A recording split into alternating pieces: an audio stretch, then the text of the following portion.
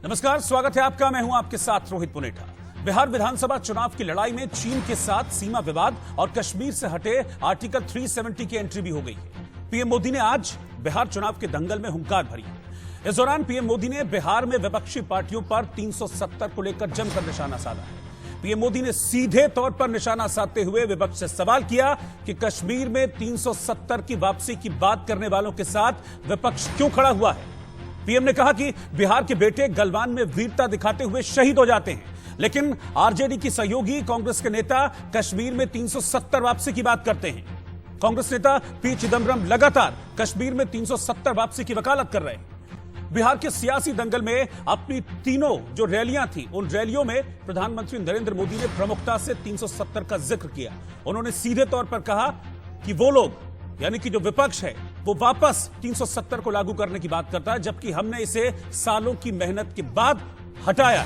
क्या कहा पीएम ने, किस तरह से विपक्ष को निशाने पर लिया 370 को लेकर, सुनिए जरा। जम्मू कश्मीर से आर्टिकल 370 हटने का इंतजार देश बरसों से कर रहा था या नहीं, ये फैसला हमने लिया, एनडीए की सरकार ने लिया, लेकिन आज ये लोग इस फैसले को पलटने की बात कर रहे हैं। ये कह रहे हैं कि सत्ता में आए तो आर्टिकल 370 फिर लागू कर देंगे। और इनका दुस्साहस देखिए, इतना कहने के बाद भी ये लोग बिहार के लोगों से वोट मांगने की हिम्मत दिखा रहे हैं। कश्मीर से धारा 370 हटाने का फैसला हो, ये लोग विरोध कर रहे हैं।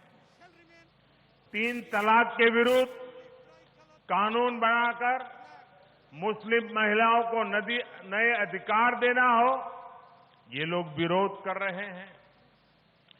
भारत की जांबाज सेना आतंकियों पर कोई कार्रवाई करे, सरहद पर तिरंगे की शान बढ़ाए, ये लोग विरोध में हैं। सुप्रीम कोर्ट अयोध्या में भव्य राम मंदिर बनाने को कहे, ये लोग उसका भी विरोध करते हैं। राष्ट्रहित में कोई भी कुछ भी फैसला ले, ये लोग विरोध में हैं। हमेशा विरोध में रहने वाले ये लोग बिहार को विकास नहीं, बर्बादी के पुराने रास्ते पर ही ले जाएंगे। तो सीधे तौर पर निशाना साधते हुए प्रधानमंत्री मोदी ने सासाराम और भागलपुर की रैलियों में कहा कि हमने यानी कि बीजेपी सरकार ने जो भी राष्ट्रवादी फैसला लिया, जो भी राष्ट्रहित में फैसला लिया, उसका सीधे तौर पर ये लोग यानी कि विपक्षी पार्टियां विरोध कर रही हैं। क्यों? क्योंकि पिछले दिनों हमने देखा था कि कांग्रेस नेता पी चिदम्बरम ने 370 की वापस बहाली की मांग की थी और जो गुपकार बैठक हुई थी पिछले दिनों कश्मीर में, उसका समर्थन करते हुए नजर आए थे। आज के सवाल क्या है, वो सवाल आएंगे आपके सामने, इन्हीं सवालों पर हम डिबेट करेंगे। सबसे पहला सवाल यह है कि 370 की जो ललकार आज प्रधानमंत्री मोदी ने बिहार में लगाई है, क्या यह बिहार में जीत दिलाएगी? बिहार में 370 क्यों इस वक्त एक बड़ा मुद्दा बन रहा है? विकास पर क्या 370 की लड़ाई भारी पड़ रही है? बिहार में 370 का यू टर्न क्या है? क्यों प्रधानमंत्री नरेंद्र मोदी ने आज 370 को लेकर विपक्ष को निशाने पर रखा और क्यों कहा कि हमारी सरकार के हर राष्ट्रवादी फैसले का विपक्ष विरोध कर रहा है? क्यों ये सीधे तौर पर निशाना साधा है? इस पर भी हम सवाल करेंगे। और सवाल ये कि क्या 370 मोदी का मिशन बिहार पूरा करेगा? ये तमाम सवाल हैं जिस पर हम बातचीत करेंगे। लेकिन आपको बता दें कि अब तक जो विपक्षी पार्टियां हैं, उनकी तरफ से किसी भी तरह का कोई पलटवार प्रधानमंत्री मोदी के इस बयान के बाद नहीं आया। एक तरफ एनडीए लगातार 370 को मुद्दा बना रहा है, वहीं विपक्षी पार्टी कांग्रेस ने बिहार चुनाव में सीमा विवाद को मुद्दा बनाने की कोशिश की है। राहुल गांधी ने अपनी रैली में प्रधानमंत्री मोदी पर हमला करते हुए उन पर शहीदों के अपमान करने का आरोप लगाया। उन्होंने कहा कि चीन हमारी जमीन छीन चुका है, लेकिन सरकार इस पर चुप है। वहीं कुछ दिनों पहले ही कांग्रेस सहित 5 विपक्षी पार्टियों ने कश्मीर में फिर से धारा 370 की बहाली का संकल्प लिया था। कांग्रेस नेता पी चिदम्बरम ने भी ट्वीट कर इसका समर्थन किया था। इन सब मुद्दों के बीच कैसे बिहार चुनाव में जिन्ना, सीमा विवाद और 370 का मुद्दा जो है उसकी एंट्री हो रही है, इस पर यह रिपोर्ट देखिए और इससे समझिए, फिर आगे चर्चा शुरू करते हैं। इस फैसले को पलटने की बात कर रहे हैं। ये कह रहे हैं कि सत्ता में आए तो आर्टिकल 370 फिर लागू कर देंगे। पुलवामा हमले में भी बिहार के जवान शहीद भइले। हम उनके चरणन में शीश झुकावतानी।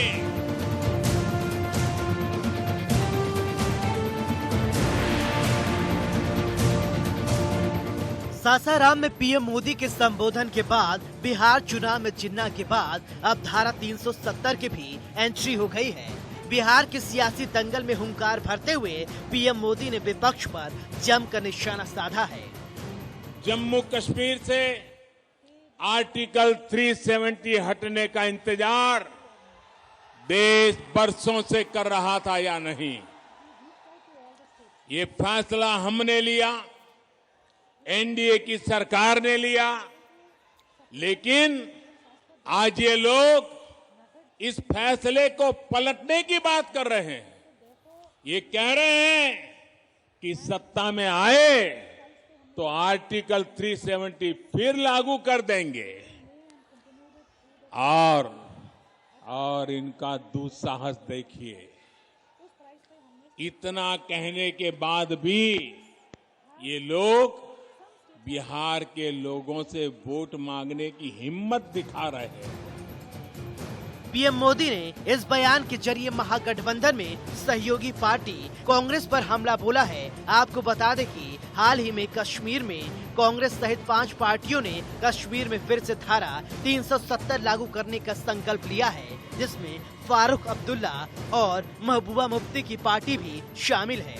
इस बैठक के बाद ही कांग्रेस नेता पी चिदम्बरम ने ट्वीट कर लिखा था, जम्मू कश्मीर की मुख्य धारा की क्षेत्रीय पार्टियों का जम्मू कश्मीर और लद्दाख के लोगों के अधिकारों को बहाल करने के लिए संवैधानिक लड़ाई लड़ने के लिए एक साथ आना एक ऐसा विकास है जिसका भारत के सभी लोगों द्वारा स्वागत किया जाना चाहिए।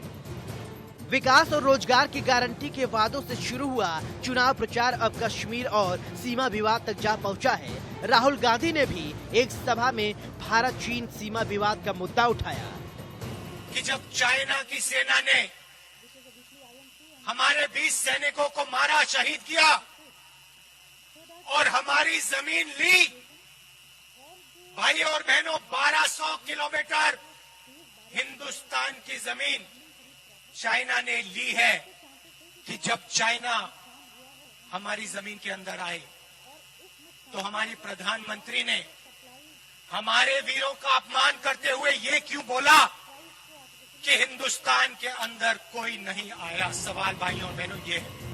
साफ है, बिहार की गद्दी पर काबिज होने के लिए सभी राजनीतिक दलों ने पूरी ताकत झोंक दी है, लेकिन सबसे बड़ा सवाल है कि क्या इस बार भी बिहार में मतों का ध्रुवीकरण विकास नहीं बल्कि जिन्ना, चीन और पाकिस्तान के मुद्दों पर किया जाएगा। और बिहार के सियासी दंगल में यह अनुच्छेद 370 आर्टिकल 370 का मुद्दा पहली बार नहीं उठा है। एक रैली के दौरान उत्तर प्रदेश के मुख्यमंत्री सीएम योगी आदित्यनाथ, जो कि बिहार विधानसभा चुनाव में बीजेपी के स्टार प्रचारक हैं, उन्होंने भी अनुच्छेद 370 को लेकर बयान दिया था। समय 2 ही लोग पाकिस्तान की तारीफ करते हैं, या तो राहुल गांधी या ओवैसी। तो आज 370 को लेकर विपक्ष को घेरने की पूरी कोशिश की है प्रधानमंत्री नरेंद्र मोदी ने। हम इस पर भी बात करेंगे कि 370 की जो ललकार लगाई है आज प्रधानमंत्री मोदी ने, क्या ये ललकार बिहार विधानसभा चुनाव में निर्णायक हो सकती है। लेकिन इस वक्त सबसे बड़ा सवाल यह है जो प्रधानमंत्री मोदी ने भी आज की अपनी बातचीत में, आज के अपने संबोधन में उठाया है विपक्ष को निशाने पर रखते हुए। वो सवाल यह है कि कश्मीर में 370 को वापस लागू करने वाले जो लोग हैं, कश्मीर में 370 को वापस लागू करने की बात करने वाले जो लोग हैं, वो बिहार में वोट मांग रहे हैं। इसको लेकर प्रधानमंत्री नरेंद्र मोदी ने सीधे तौर पर विपक्ष पर निशाना साधा है। कितना हिट कर पाएंगे इस मुद्दे को लेकर, इस पर हम बातचीत करेंगे। मेरे साथ पूरा पैनल है। इस वक्त मैं आपको बता दूं कि मेरे साथ कौन कौन जुड़ गया है। मेरे साथ इकबाल सिंह लालपुरा जी जुड़ गए हैं, बीजेपी के प्रवक्ता हैं, वो इस वक्त मेरे साथ हैं। इकबाल जी, स्वागत है आपका इंडिया न्यूज में। मेरे साथ सनम शेख जी हैं, कश्मीरी एक्टिविस्ट हैं, वो भी जुड़ गए मेरे साथ। आपका भी स्वागत है सनम जी। और दीपक झा पॉलिटिकल एनालिस्ट हैं, वो भी इस वक्त मेरे साथ जुड़ गए हैं, कांग्रेस सिंपैथाइजर भी हैं। दीपक जी, जो प्रधानमंत्री ने आज सीधे तौर पर निशाना साधा है, सुमित पीर भी इस वक्त मेरे साथ जुड़ गए हैं, पॉलिटिकल एनालिस्ट हैं। सुमित जी, आपका भी स्वागत है। दीपक झा, सबसे पहले मैं आपके पास आ रहा हूं। सबसे पहले मेरा सवाल यही है कि जो आज सीधे तौर पर 370 को लेकर प्रधानमंत्री ने सवाल उठाया है, सीधे तौर पर उन्होंने कहा कि हम 370 हटाते हैं कश्मीर से, सालों की मेहनत के बाद हम 370 हटाते हैं, लेकिन वो लोग बिहार में आकर वोट मांगते हैं, उनकी हिम्मत कैसे होती है? वो सीधे तौर पर निशाना साध रहे हैं 370 को लेकर। रोहित जी, मैं प्रधानमंत्री नरेंद्र मोदी जी के भाषणों का बहुत तारीफ करता था, इनके भाषण सुनने में मजा आता था, आम जनता की तरह मैं भी सुनता था। लेकिन आज प्रधानमंत्री का भाषण सुनने के बाद मुझे थोड़ा सा दुख हुआ, रोना भी आया। और इन प्रधानमंत्री के जो मानसिक दिवालियापन की पता चलता है कि प्रधानमंत्री के पद पर बैठा व्यक्ति किस तरह से खाली हो गया है, दिवालियापन हो चुका है उनके मानसिकता की। क्योंकि देखिए, बिहार की जनता 15 सालों से आपकी सरकार को चुन के वोट दे रही है। अभी 370 का वहां पे कोई जिगर करने का कोई जरूरत नहीं था। आप केंद्र में आपकी सरकार है, कोई बिहार चुनाव में जीत के आगे कोई बिहार विधानसभा नहीं। दीपक झा, उन्होंने अपना स्टैंड क्लियर किया ना। दीपक झा सुनिए ना, उन्होंने अपना स्टैंड क्लियर किया। वो इतनी पब्लिक के सामने खड़े होकर छाती ठोक कर कह रहे हैं कि हां, मैं इस बात के समर्थन में हूं कि 370 हमने हटाया है, 370। कहे कांग्रेस वहां खड़े होकर कि हम 370 को वापस लागू करेंगे और फिर वोट मांगे। कहे आरजेडी कि 370 को लागू करेंगे, हम वापस और फिर वोट मांगे। रोहित जी, 370 हटाया गया, पूरे देश ने स्वागत किया। राहुल गांधी, प्रियंका गांधी और सोनिया गांधी जी ने पत्र लिख के समर्थन दिया, लोकसभा के अंदर भी समर्थन दिया। लेकिन जब प्रधानमंत्री आके बिना वजह का, लेकिन चिदम्बरम के बयान पर चुप्पी साध ली। जब चिदम्बरम ने कहा कि नहीं, वो जो बैठक कर रहे हैं गुपकार वाले, वो ठीक है, चिदम्बरम ने कहा उनका समर्थन होना चाहिए, तब चुप्पी साध ली थी। अब आपने सवाल किया तो जवाब सुनना पड़ेगा। क्योंकि प्रधानमंत्री नरेंद्र मोदी जी और उनके जो शागिर्द हैं योगी आदित्यनाथ जी, इनके पास कोई मुद्दा नहीं है। इनके पास क्या होता है, जब पाकिस्तान का नाम आता है, मुसलमानों का नाम आता है, मदरसों का नाम आता है। क्योंकि ये चुनाव जब आते हैं, ध्रुवीकरण करते हैं, सामुदायिक दंगों की बात करते हैं और पूरे देश की बात करते हैं। क्योंकि इनके पास कोई 15 साल, इनको चुप कराइए, इनको चुप कराइए, इनको चुप कराइए। सुमित जी, एक मिनट। सुमित जी, मैं आपके पास आऊंगा। सुमित जी, मैं आपके पास आ रहा हूं, जरा दीपक जी को बात कंप्लीट करने लीजिए। वो कह रहे हैं वो मैं भी समझ लूं जरा। हाँ, बोलिए। रोहित जी, क्या होता है, जब चुनाव आता है तब भाजपा को पाकिस्तान याद आता है, तब भाजपा को मुसलमान याद आता है, तब भाजपा को मदरसे याद आते हैं कि यहाँ मदरसे बंद कराएंगे, वहां संस्कृत बंद कराएंगे। तो इनके पास दीपक जी, लेकिन दीपक जी मेरी बात सुनिए। अच्छा दीपक जी, एक मिनट मेरी बात सुनिए। मेरी बात सुनिए। दीपक जी, बिहार में नीतीश कुमार, दीपक जी क्या चुनाव सिर्फ बीजेपी के लिए है? दीपक जी, क्या चुनाव सिर्फ बीजेपी के लिए है? चुनाव कांग्रेस के लिए नहीं है? चुनाव आरजेडी के लिए नहीं है? चुनाव बाकी दलों के लिए नहीं है? मैं वही तो कह रहा हूं ना। पीएम मोदी ने जो उनका स्टैंड है उसको पब्लिक के सामने कहा कि हाँ भाई, मेरा यह स्टैंड है, मैंने हटाया है 370। अगर कांग्रेस का यह स्टैंड है, कि नहीं, हम वापस लागू करेंगे 370 को, आए राहुल गांधी हैं बिहार में, कहें कि हम 370 को वापस लागू करेंगे, बिहार हमको वोट करे। देखते हैं, सीधी बात करें ना। जिसने हटाया वो कह रहा है मैंने हटाया है, जो लागू करना चाह रहा है वो कहे हाँ कि मैं लागू करूंगा, आप मुझे इस पर वोट दीजिए, मांगिए इस पर वोट। मैं बता रहा हूं ना, कांग्रेस की प्राथमिकता क्या है? कांग्रेस की प्राथमिकता है कि जो पिछले 15 सालों में बिहार की बेरोजगारी दर 23% से 46% हो गई है। देश की बेरोजगारी दर 23%। राहुल गांधी भी गलवान की बात कर रहे थे, लेकिन 370 पे नहीं बोले वो। राहुल गांधी गलवान की बात कर रहे थे, 370 पे नहीं बोले वो। है कि बिहार के युवा को रोजगार दें, बिहार के युवा को सशक्त बनाएं, बिहार में ठीक है। मोहित जी कुछ कहना चाह रहे हैं, पीडीपी के प्रवक्ता हैं मोहित जी, वो भी हमारे साथ जुड़ गए। भाजपा की तरह हाइपोथेटिकल। मोहित भान, आपको क्या लगता है कि क्यों एंट्री हो रही है? मोहित भान, आपको क्यों लगता है कि 370 की एंट्री क्यों हो रही है बिहार विधानसभा में? क्योंकि इनके पास कोई मुद्दा नहीं है। देखिए, जैसा कि बोलिए। हाँ, देखिए, जैसा हमने पहले भी देखा 4 अगस्त 2019 को जिस हिसाब से, जिस अनकॉन्स्टिट्यूशनल और अनडेमोक्रेटिक तरीके से ये 370 को यहां से हटाया गया, ये एक कॉन्स्टिट्यूशनल मर्डर था, ये डेमोक्रेसी का मर्डर था। हमने उस दिन भी बोला था कि एक ना एक दिन लोग जागरूक होंगे। लेकिन सर संसद में हमारे पास यहाँ पे करके पहले इसको ये कहा हटाया ना, जाता ऐसा था थोड़ी ना कि एक कश्मीर के आदेश लोगों जारी को किया और हो 370 गया। हटाने ये तो से संसद प्रॉब्लम में है। पास हुआ था मोहित जी, तो संसद में पास जी हुआ देखिए, था।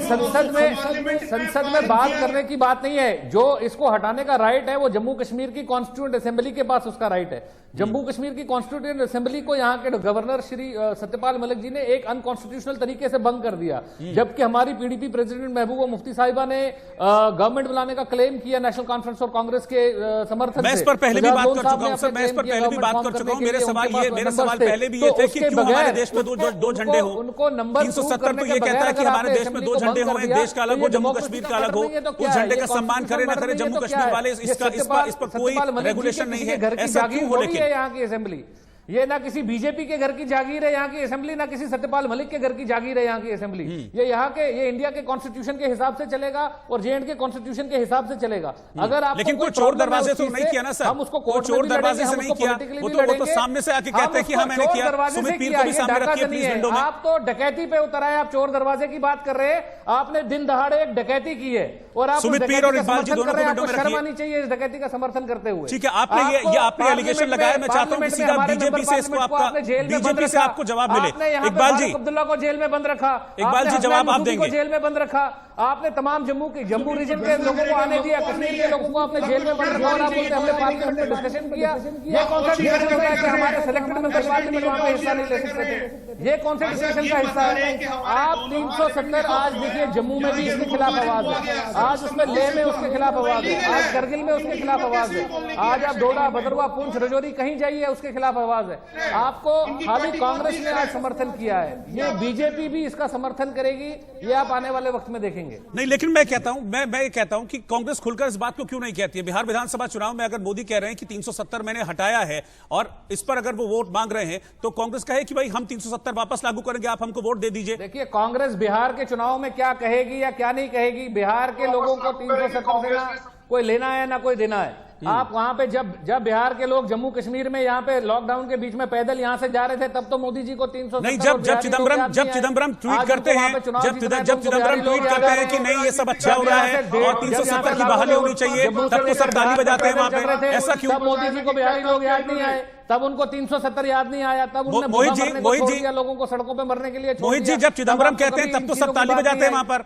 जब चिदम्बरम कहते हैं कि 370 वापस हम लागू होना चाहिए वहां पर, तब तो सब ताली बजाते हैं। ये the earlier the better, I am telling you this is the earlier the better. As soon as the all political parties of the national mainstream Iqbal ji और मोहित जी को रखिए सामने। इकबाल जी आप जवाब दीजिए इनकी बात का। इकबाल जी आप काउंटर करिए और बताइए 370 का जिक्र क्यों जरूरी था? 370 का जिक्र क्यों जरूरी है बिहार चुनाव में, बताइए आप। Iqbal ji, understand that the accession of कि हम जब पावर पे आएंगे तो 370 को हटा देंगे। तो हमने कॉन्स्टिट्यूशन 370 जो है वो कश्मीर अलग देश का हिस्सा नहीं रह सकता ना। 370 कोई परमानेंट प्रोविजन थी, ये टेम्परेरी प्रोविजन थी, बहुत लंबे समय तक इसको लमकाया गया, ये खत्म होनी चाहिए थी। 370 टेम्परेरी प्रोविजन तब से है जब उसको जम्मू एंड कश्मीर असेंबली जो कॉन्स्टिट्यूट असेंबली है वो उसको रद्द करे। आप पहले कानून सीख कर आए, आप पहले कानून को पढ़िए, आप पहले संविधान को पढ़िए।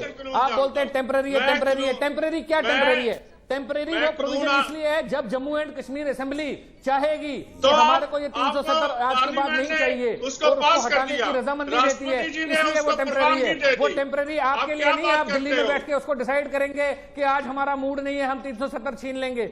ये जम्मू कश्मीर के चुने हुए नुमाइंदे, जम्मू कश्मीर की असेंबली ये बिल पास करेगी कि हमें 370 की जरूरत है। जम्मू कश्मीर के चुने हुए नुमाइंदे का जो प्रोविजन है ये जम्मू कश्मीर असेंबली इसको डिसाइड करेगी। ये दिल्ली में जम्मू कश्मीर के चुने हुए नुमाइंदे वहां थे, ये बीजेपी जम्मू कश्मीर के चुने हुए नुमाइंदे दिल्ली की पार्लियामेंट भी डिसाइड नहीं कर सकती है।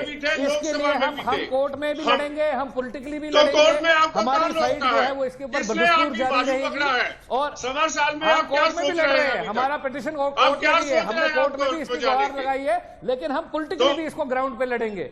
हम हर एंगल से हमारे को जहां पॉलिटिकली इसको जम्मू में लड़ना पड़े इसके लिए हम लड़ेंगे। ठीक है, ठीक है। अब मैं चाहूंगा मैं सनम शेख से सवाल करूंगा और सुमित पीर भी मेरे साथ रहेंगे। रहेंगे, सुमित पीर भी मेरे साथ रहेंगे। सनम शेख, मैं आपसे ये जानना चाह रहा हूं, सनम शेख मैं आपसे ये जानना चाह रहा हूं कि राहुल गांधी जब बिहार में है, राहुल गांधी बिहार में, पीएम भी बिहार में, पीएम ने साफ तौर पर 370 का जिक्र किया, राहुल गांधी गलबान पर बोलकर चुप हो गए। क्यों उन्होंने 370 का जिक्र नहीं किया? अगर स्टैंड है तो सामने रखिए बिहार की जनता के, फिर देख लीजिए हो जाएगा फैसला किसको क्या करना है, वो अपने हिसाब से तय कर लेंगे किसको क्या करना है। उस पर क्यों चुप रहे राहुल गांधी, क्यों नहीं बोले, क्यों विपक्ष उस पर नहीं बोल रहा है? दिल खोलकर और मुंह बंद करके मेरी बात को सुना जाए। देश के प्रधानमंत्री जम्मू कश्मीर की स्टेट को हर जगह पे यूज कर रहे हैं। आज उनको बिहार के अंदर कोई, आज उन्होंने दोबारा लोगों को गुमराह किया 370 के लिए। देश के प्रधानमंत्री क्या किया, जो किया वो बताया उन्होंने, गुमराह क्या किया, जो किया वो बताया उन्होंने, इसमें गुमराह करना क्या होता है? 20 बच्चे खोए। देश के प्रधानमंत्री चीन पे क्यों नहीं बात करते? चीन कहता है मैं अपनी फौजें कश्मीर के अंदर लाऊंगा। देश के प्रधानमंत्री कहते थे चाइना में, आप चाइना पे क्यों नहीं बात करते हैं? देश के प्रधानमंत्री जी को चाइना को संदेश देने के लिए खुद एलएसी पर गए थे प्रधानमंत्री। आप कहां भूल रहे हैं सनम जी, भूल गए इतनी जल्दी? जब दोबारा दिल्ली में गए थे, देश के प्रधानमंत्री कहते थे कि चाइना में कोई घुसा नहीं है, और राजनाथ सिंह जी ने कहा था कि जनाब चाइना कश्मीर के अंदर आ चुकी है। आप क्यों गुमराह कर रहे हो लोगों को? आप क्या कर रहे हो? अरे सुमित जी वो वक्त दूर नहीं है, हिटलर भी चाहता था दुनिया में राज करे, जब दुनिया से गया उसको कोई टक्कर देने वाला नहीं था। तुम्हारा बीजेपी का भी वही असर होगा, पूरे जम्मू कश्मीर के अंदर, हिंदुस्तान के अंदर तुम्हें कोई कंधा देने वाला नहीं होगा।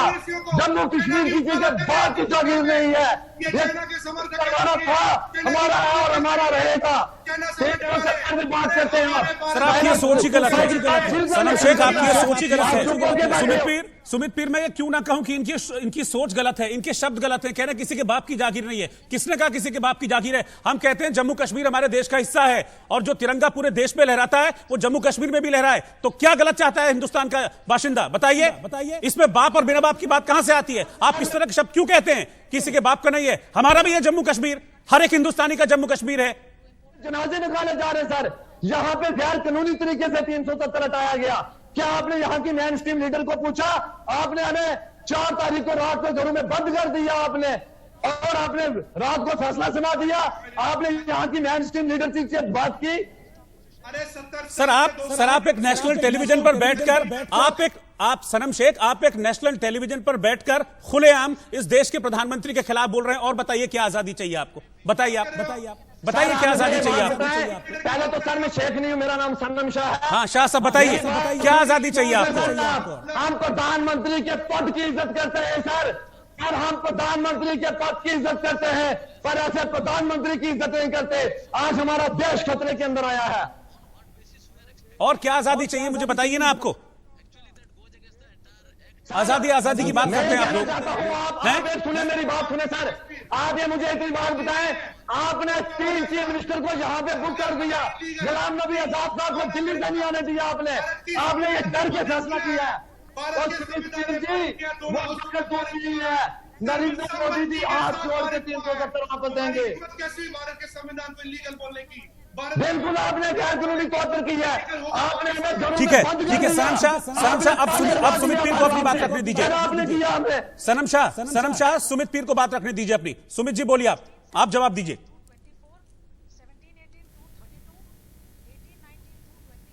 मुझे लगता है शायद सुमित जी संपर्क टूट गया। हम दोबारा कोशिश करेंगे बातचीत करने की। मैं चाहता हूं इकबाल जी को विंडो में लाया जाए। इकबाल जी आप जवाब दीजिए। आजादी की बात करते हैं, कितनी आजादी और कैसी आजादी चाहिए? कैसी आजादी चाहिए?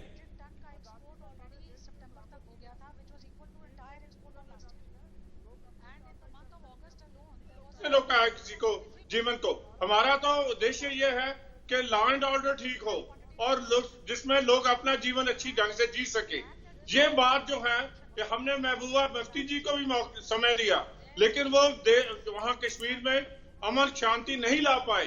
तो हमें अमन शांति के लिए, देश की एकता अखंडता के लिए हमें जो भी अच्छा लगता है, जो भारत का संविधान जिसकी बात की गारंटी देता है, हमने वो सारी बातें की हैं और उसको आगे भी करेंगे। अरे हमारा निशाना तो पाकिस्तान ऑक्युपाइड कश्मीर है, जो भारत का अभिन्न अंग है, उसको भी भारत में लाना होगा। ये बात हमें मालूम है। इस देश की तरफ ये मैं नहीं बात कर रहा, ये हमारी पार्टी का हमेशा स्टैंड रहा है और हम देश की एकता अखंडता के लिए जो भी काम होगा उसमें सबसे आगे बढ़ के काम करेंगे। ठीक है। और जो लोग देश की एकता और अखंडता के खिलाफ करते हैं और पीछे से सहायता करके उनको एक्सपोज भी करेंगे, चाहे बिहार हो, चाहे बंगाल हो या कहीं भी हो। हमारा फर्ज बनता है उन लोगों का जो चरित्र है वो लोगों के सामने पेश करें। अच्छा ठीक है। दीपक झा, अगर प्रधानमंत्री 370 का जिक्र करते हैं, अगर प्रधानमंत्री गलवान का जिक्र करते हैं, तो उसमें फिर परेशानी क्या है? क्यों विपक्ष को दर्द होता है? या दर्द इसलिए होता है कि इसका काउंटर नहीं है उनके पास कोई, या परेशानी इसलिए होती है कि भाई हम चुप के ये कहेंगे लेकिन हम सामने आके इस पे वोट नहीं मांगेंगे? रोहित जी, मैं आपको बताता हूँ क्या 370 हटा दिया, पूरे देश ने स्वागत किया, कांग्रेस पार्टी ने भी स्वागत किया। अब 370 नहीं, मैं चाहता हूं खुले दिल से स्वागत करें, खुला दिल, बड़े दिल से स्वागत करें। बड़ी पार्टी है कांग्रेस, बड़े दिल से, खुले दिल से स्वागत करें। और अगर नहीं करना तो उसको खुले मन से कह दे, नहीं हम नहीं, हम वापस लागू करेंगे। खुले मन से कहे फिर उस पर वोट मांगे। मैं तो कह रहा हूं जो दिल के अंदर है वो बाहर रखे और मांगे वोट, हो जाएगा फैसला किसको मिल रहा है, पब्लिक किसके साथ है। अब उम्मीद करता हूं आप मेरे को 30 सेकंड देंगे बगैर इंटरप्ट किए हुए, प्लीज। ठीक है, बोलिए। कांग्रेस पार्टी के अध्यक्षा ने जब लेटर लिख के दे दिया कि हम इसका स्वागत करते हैं, उसके बाद इवन बट की कोई चांस बनती नहीं। रही बात अब बिहार की, तो जैसे प्रधानमंत्री जाते हैं बिहार की धरती पे कदम रखते हैं और तो वहां की फिजा में जहर घोल देते हैं। जहर कैसा? सांप्रदायिकता का जहर, कैसा 370 का जहर, कैसा कश्मीर का जहर, कैसा पाकिस्तान का। अरे भैया, बिहार का चुनाव है, बिहार की जनता कहती है 15 साल में आपने क्या किया।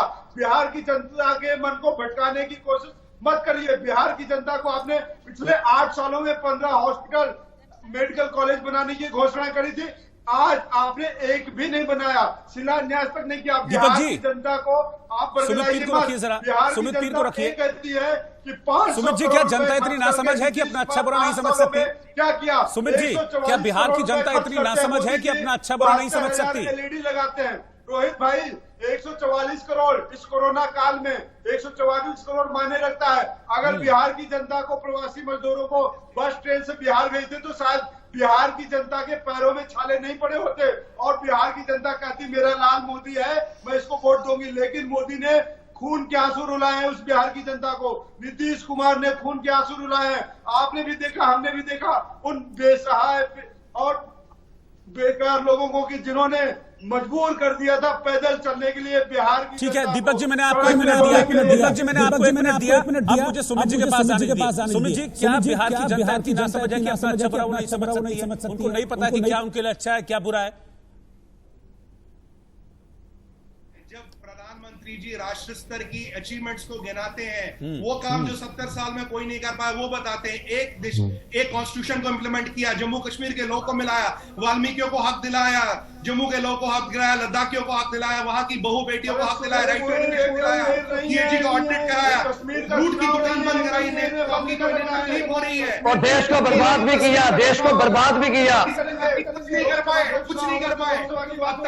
70 साल से देश को 70 साल से आया था भारतीय जनता पार्टी ने बर्बाद किया है। आप ये भी बोले 70 साल से हमारा इंडिया आबाद था, बर्बाद किया है। आप ये भी बोले सुमित जी, बोले 370 हटाएंगे।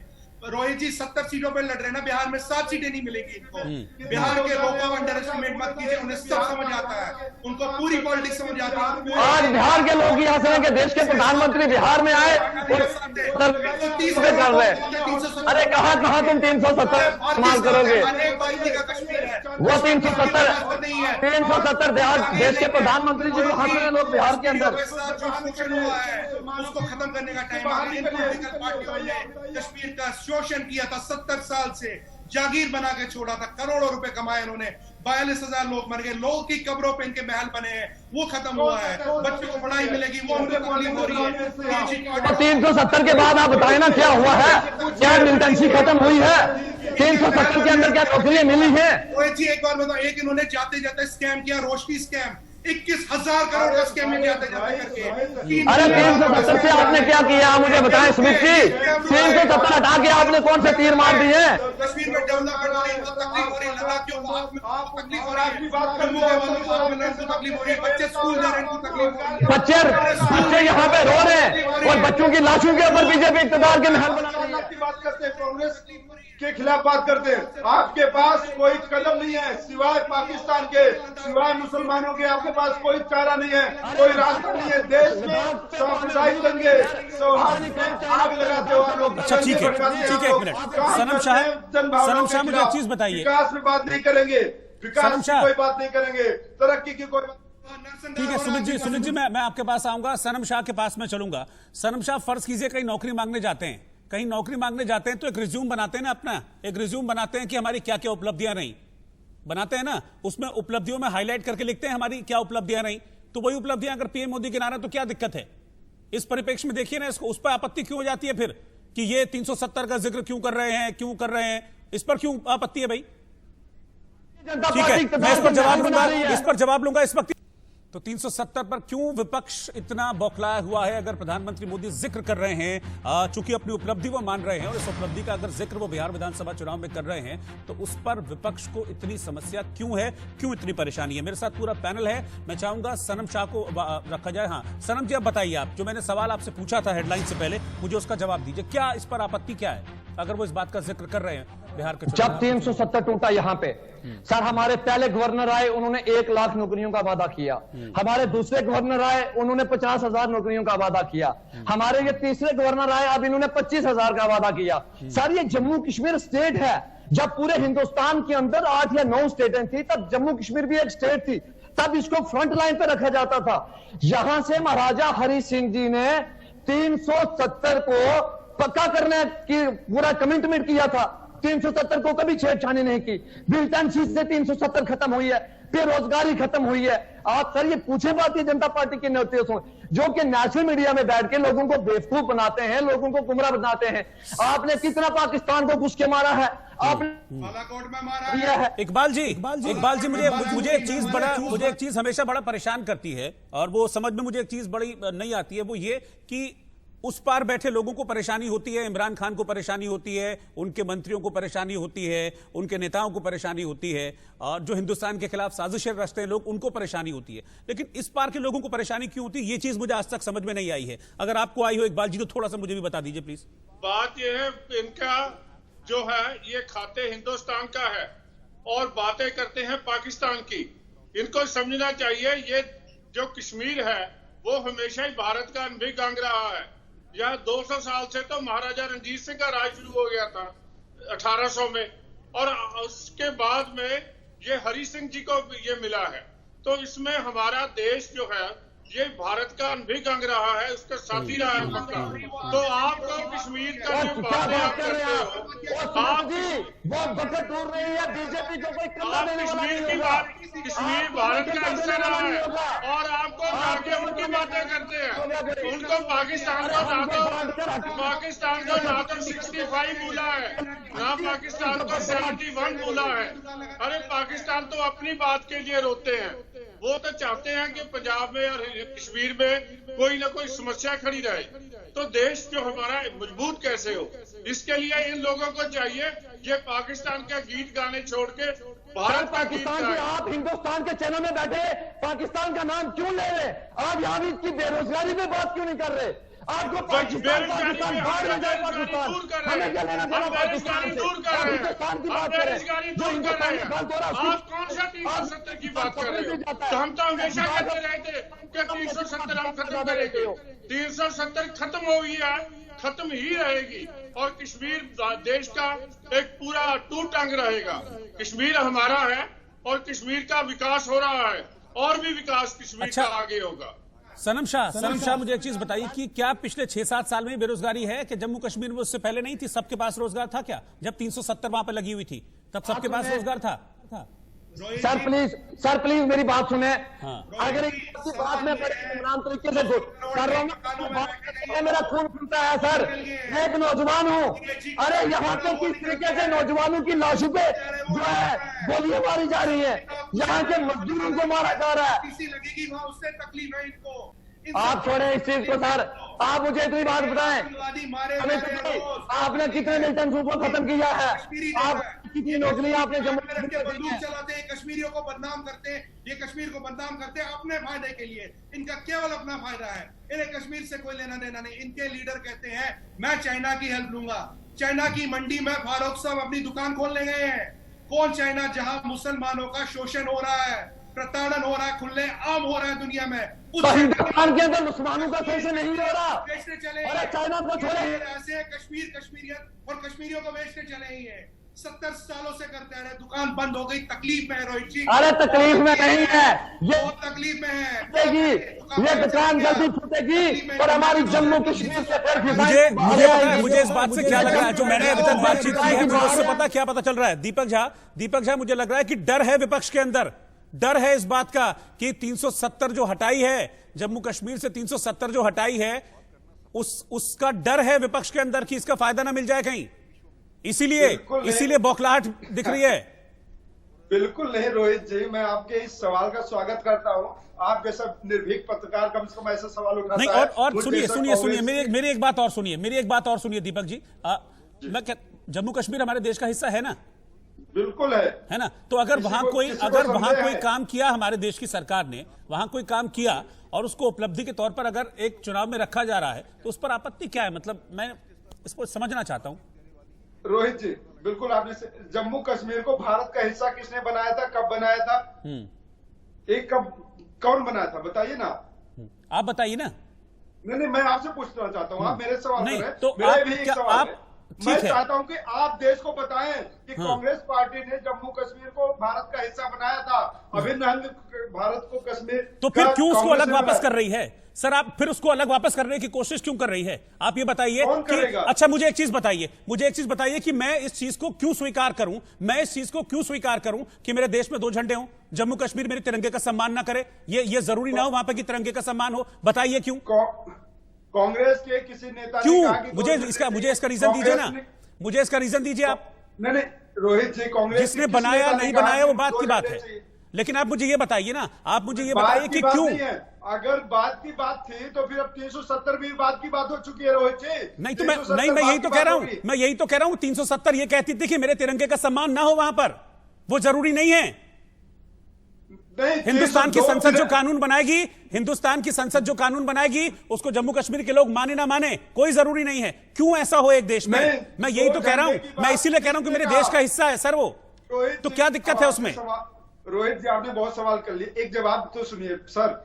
2 झंडे की बात कौन करता है? महबूबा मुफ्ती मोहम्मद जिनके साथ भाजपा ने मिलकर सरकार बनाई थी, भाजपा ने मिलकर वहां पे उनके साथ सरकार बनाई थी, वहां पे देश में गाली देते हैं और जाके जम्मू कश्मीर में सरकार बनाते हैं। ये भाजपा की हिपोक्रेसी है, दोहरा मापदंड है, दोगलापन है भाजपा का। तो भाजपा नहीं चाहती कि देश में और कश्मीर में शांति रहे, क्योंकि अगर शांति आ गई तो लोग इनके विकास के एजेंडे को समझ जाएंगे। जब 370 थी शांति थी वहां पर, 370 वहां पर थी तो शांति थी। मैं कह रहा हूं 370 हट गया ना, अब आपको सबको शांति। तो अब आतंकी मर रहे हैं ना, आतंकी मारे जा रहे हैं, रोज आतंकी मारे जा रहे हैं। और कल तो 2 आतंकियों ने सरेंडर भी किया, मैंने ही चलाई थी अपने 8 बजे शो में। 2 आतंकियों ने सरेंडर किया, मां बाप ने समझाया, आके आराम से उन्होंने सरेंडर कर दिया। समझाया जा रहा है लोगों को, नौजवानों को बहकाने से काम नहीं चलेगा सर, समझाने से काम चलेगा। समझा रहे हैं वो, यही चीज समझाने की कोशिश कर रहे हैं, इसी चीज का जिक्र वो कर रहे हैं बिहार चुनाव में, और इसके नाम पर अगर वोट मांगे तो दिक्कत हो रही है। 370 हट गया, 370 को हटाने के बाद अब ये बताइए वहाँ अच्छे दिन कब आएंगे, वहाँ चुनाव कब होंगे, वहाँ पे लोकतंत्र की बहाली कब होगी, अपने वहाँ की जनता हवा कब ले सकेगी, सांस खुली हवा में कब ले सकेगी। लेकिन ये मोदी जी नहीं बताएंगे, ये मनोज सिन्हा जी नहीं बताएंगे, ना अमित शाह जी नहीं बताएंगे, नहीं कहेंगे कि हमने 370 हटा दिया। अरे इनसे सवाल करिए कि कश्मीर को भारत में मिलाने वाले कांग्रेस पार्टी ने मिलाया था, पाकिस्तान में 26 कांग्रेस ने छुड़ाए थे, पाकिस्तान भाजपा ने क्या किया है? छत में युद्ध करती है, इनके पास कुछ नहीं है सिवाय विचारों के, सिवाय जुमले। तो ये पब्लिक तय कर लेगी, दोगले व्यवहार की। ये पब्लिक तय कर लेगी ना, ये पब्लिक तय कर लेगी। अगर आप कह रहे हैं उनके, ठीक है, आपने कहा उनके पास कुछ नहीं, मैंने मान लिया, पब्लिक तय कर लेगी, खत्म ना, क्या दिक्कत है? तय करेगी, मैं तो कह रहा हूं कि इसीलिए मैंने कहा पब्लिक तय कर लेगी।